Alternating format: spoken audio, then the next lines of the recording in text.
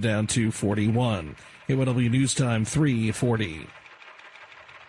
China has told the Pentagon it will return that underwater drone taken earlier this month. We get more from correspondent Matt Rivers. This isn't the first time that the Chinese have accused the United States of being in the South China Sea in areas they don't want them to be, conducting these research that the Chinese actually say the U.S. Navy is spying on them. And so even if they didn't know that this drone was U.S. property, when they pulled it out of the ocean, they must have known, at least in some small way, that they were going to be sending a very clear message to the United States that they are not happy with U.S. naval operations in that part of the world.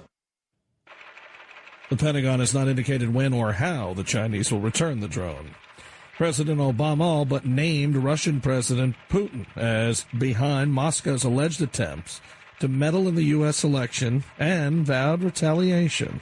In his final news conference in office, President Obama told reporters he had warned Russian President Putin before the election about hacking to affect the vote and that it could lead to retaliation. In early September, when I saw President Putin in China, I felt that the most effective way to ensure that that didn't happen was to talk to him directly and tell him to cut it out. There were going to be some serious consequences if he didn't. Correspondent Jeff Pegues. In a memo to CIA staff, Director John Brennan said that he, FBI Director James Comey, and Director of National Intelligence James Clapper were now all on the same page about the scope, nature, and intent of the Russian interference in the presidential election. They have now concluded as a group that the intent was in part to help Donald Trump once he became the Republican nominee. Mr. Trump disputes that. Jim Michanovich, CBS News.